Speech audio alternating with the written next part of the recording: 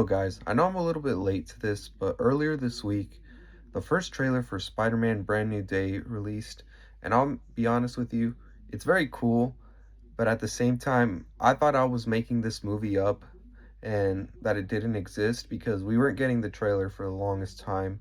But now that it's here, let's take a look at it. In the top left, we see Peter free falling into the city after seeing where Ned and MJ are at in their lives. In the middle screenshot on the left side, we see Peter attending a party where MJ is also a guest. We also see her interacting with her new boyfriend. In case you guys didn't know this, the actor is the same actor who plays Ezra Bridges' live action counterpart in Star Wars. On the bottom left, we see Peter handing the keys of the city over to someone. I believe that he is probably selling them so he can pay this month's rent or some sort of bill. On the top right, we see MJ reunite with Spider Man. At first, when I saw this screenshot, I thought it was AI, but clearly it is not. In the middle right, we see Peter visiting May's tombstone, which is normal because it's probably been a few years. And then we see Peter doing laundry, just feeling really depressed, reminding us who the Spider Man character is supposed to be. Okay, here in the next scene, we see Spider Man and the Punisher interacting. By this point, my guess is that they're already on a first name basis. So yeah.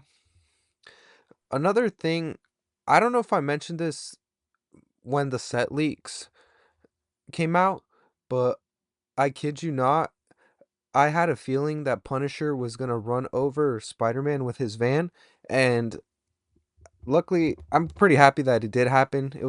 It made for quite a funny scene, and which led the Punisher to almost drop the F-bomb, but then got his mouth covered by the web. But I doubt in the movie that it will be censored. We see Peter Parker dripped out in some ESU swag, which I kind of found odd that the university isn't called ESU in real life. It actually has a different acronym, totally unrelated note. But we see here that he's talking to Professor Banner. My guess is that Bruce Banner got this gig after the Avengers broke up and he just needed something to do. And obviously, he doesn't remember Peter's name. It has a hard time sticking with him. No pun intended. Peter comes to him about his troubles, and then we see Dr. Banner in the next shot. Dr. Banner talking with Peter, and I'm guessing in the scene they're going to go into detail about what's going on because Peter knows that he could trust him despite Dr. Banner not having any memory of it. In the comics, something happens where Bruce Banner does forget, but the Hulk remembers. It might be a little bit different because of Smart Hulk, but we'll have to wait and see. I don't have it in this shot, but in this scene, we saw Bruce Banner wearing the device to keep him from becoming the Hulk, like as seen in She Hulk. And on Twitter, I saw that a lot of people were very confused about what the device was because of all the slander towards She Hulk. No one saw that show, which is quite an unfortunate case. So let's just keep on going on with the video. In the next scene, we see that Spider Man's powers have truly corrupted him because we see his eyes turning black. At first, I thought this was happening because of the black suit consuming him, but clearly not, even though they set it up in Spider Man No Way Home. It appears that this movie will be taking an approach to the Man Spider storyline from the 90s cartoon, which is where I have gained the most information about that storyline. I also find it a bit cool that we may see Peter with like 8 arms in live action. Just a little thought. Okay, in this scene, we see Michael Mando finally portray the Scorpion after, let me repeat this, 9 years. And I mean 9 years we had to wait to see him in the costume. He's telling Spider Man in the scene to get out of his way, you know, to not interfere, pretty much. I also have a feeling that his mask during the scene might be removed because they want to keep it secret for the movie.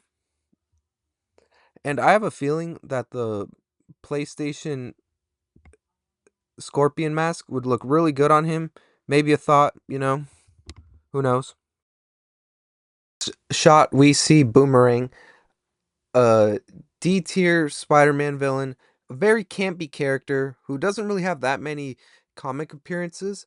I did not think that they would actually include him in this movie, but apparently Destin Daniel Cretton is taking that risk.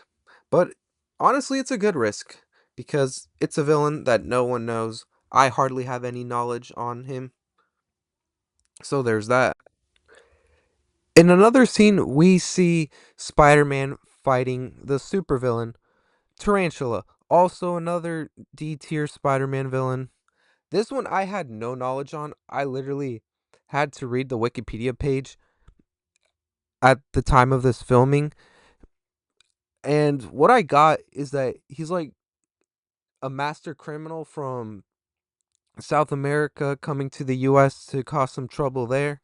And that there have been like, what, three people who have taken up the mantle of the tarantula, something like that. Pretty niche, I would say. Something that I saw that caught my eye that I couldn't believe at first. So there's this moment where Spider Man gets hit and thrown against a bus window, and we see someone who looks a lot like Rogue. And I know what some of you might say, this confirms Sadie Sink will be Jean Grey, because why are they putting so many female X-Men characters in a Spider-Man movie? It only makes sense. Heck, we might even see Kitty Pryde in this movie. Who knows? Just spitballing here. I honestly am one of those people who definitely believes that Sadie Sink will definitely be playing Jean Grey. Not because of the scene, but simply due to the fact that we saw Sadie Sink's character using similar powers to Jean Grey throughout the trailer, even though it was like very quick. I could tell that was very possibly Jean Grey. Unfortunately, I have no photo of her. In the end, we see the money shot of the trailer. We see Spider Man fighting the Hand. And it appears that Sony did not learn from their mistakes from the Spider Man No Way Home trailer. Because we see that two people are clearly also edited out of this scene, like in Spider Man No Way Home. And imagine in the next trailer, we get some sort of international trailer that shows one of the Hand members getting hit, like how Lizard was getting hit in the Brazilian trailer for Spider Man No Way Home. I really thought Sony would have learned to not do something like this at this point because Andrew Garfield and Tobey Maguire being in that movie was the worst kept secret in Hollywood history. A final side note that I want to make is that everyone is going ballistic on the fact that Peter Parker has a Samsung Z Flip 7. Someone on the internet said, "This is actually more realistic than you think. There are plenty of broke people with expensive phones. Dude is financially irresponsible. This is still on brand." If you take a look at any sort of Spider Man media, whether it be a comic book or a movie, you'll see that this is very on brand. And I also wanted to bring this up because I too am financially responsible sometimes. Overall, guys, that's all I have for today. Thanks for watching, and I'll see you guys next time.